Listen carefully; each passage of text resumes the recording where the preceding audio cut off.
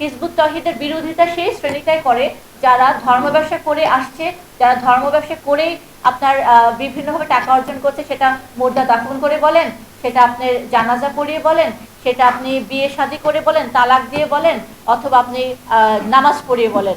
ধর্মকে কিভাবে কুক্ষিগত করে এক শ্রেণী ব্যবসা করে যাচ্ছে এবং তারা নিজেদের মন গড়া ফতোয়া দিয়ে বিভিন্নভাবে এই ধর্মের শিক্ষাকে কুক্ষিগত করে রেখে তারা মানুষের মাঝ থেকে টাকা অর্জন করছে, যেটা আল্লাহ কোরআনে সম্পূর্ণভাবে নিষিদ্ধ করেছেন। শুধু কোরআনে নয়, আপনি অন্য অন্য ধর্মগ্রন্থতে পাবেন যে সেটা ধর্ম ব্যবসা সম্পূর্ণ নিষিদ্ধ। এবং এজন্যই হিজবুত তৌহিদের বিরোধিতা সেই শ্রেণীটাই করে যারা ধর্ম ব্যবসা করে আসছে, যারা ধর্ম ব্যবসা করেই আপনার বিভিন্নভাবে টাকা অর্জন করছে, সেটা মুর্দা দাফন করে বলেন, সেটা আপনি জানাজা পড়িয়ে বলেন, সেটা আপনি বিয়ে শাদী করে বলেন, তালাক দিয়ে বলেন, অথবা আপনি নামাজ পড়িয়ে বলেন। ঠিক আছে, তো আমরা এটাই প্রমাণ করে দিয়েছেন আমাদের মাননীয় ইমামের লেখনীতে, যেটা হারাম কাজ। এবং যারাই এই কাজের সাথে সম্পৃক্ত তারাই হিজবুত তৌহিদের বিরোধিতা করে, তারাই মানুষের মাঝে আমাদের ব্যাপারে বিভ্রান্তি সৃষ্টি করার চেষ্টা করে থাকে। তারা মানুষকে আমাদের ব্যাপারে এমন সব মানে অনৈতিক কথা বলে, এমন সব মিথ্যা কথা আমাদের ব্যাপারে বলে যে যেই মানুষটা আমার ব্যাপারে জানে না সে তাদের কথাতে প্রভাবিত হয়ে যায় এবং তারা মনে করে হিজবুত তৌহিদ বুঝি এমনই। যেমন আমি আপনাকে দুই একটা কথা যদি বলি, আপনাকে বলবে যে হিজবুত তৌহিদ নামাজ পড়ে না, একজন বলবে। আরেকজন বলবে হিজবুত তৌহিদ নামাজ পড়ে কিন্তু 3 ওয়াক্ত পড়ে। আরেকজন বলবে হিজবুত তৌহিদ পূব দিকে ফিরে নামাজ পড়ে। তাহলে তিনজন তিন রকম কথা শুনে তো হিজবুত তৌহিদ সম্পর্কে অলরেডি ভ্রান্ত হয়ে গেছেন। আপনি তো আমার ব্যাপারে জানলেনই না, আমার কনসেপ্টটা কি আপনি শুনলেনই না, আমি কি আইডিওলজি আপনাকে প্রপোজ করছি সেটা সম্পর্কে আপনি জ্ঞানই রাখলেন না। আপনি বলেন এরা কাফের, শেষ, এদেরকে এখান থেকে বিতাড়িত করতে হবে।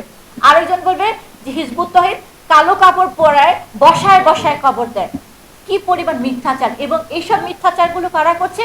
যারা লক্ষ লক্ষ ধর্মপ্রাণ মুসলিমের সামনে বসে বসে ওয়াজ করছে, বান্ডেলে বান্ডেলে টাকা কামাচ্ছে। কেন করছে? কারণ আমরা বলেছি তোমরা যেভাবে টাকাটা অর্জন করছো সেটা আমার কথা না, আমার ইমামের কথা না, আমাদের প্রতিষ্ঠাতা ইমামুজ্জামানের কথা না, সেটা স্বয়ং আল্লাহর কথা। এটা নিষিদ্ধ, এটা prohibited, it is illegal, you cannot do that. এই কথা কেন বলেছি? সেটাই হচ্ছে আমাদের কাল। এই জন্য তারা আমাদের আইডিওলজির সামনে তারা দাঁড়াতে না পেরে, সেটাকে কনফ্রন্ট করতে না পেরে, বিকজ ইটস ট্রু, এটা আমরা কোরআন থেকে প্রমাণ করেছি। সূরা বাকারার 174, 176 আপনি আয়াত পড়লেই জানতে পারবেন। তো সেটা তো আপনি খণ্ডাতে পারছেন না। আপনি কি পারছেন?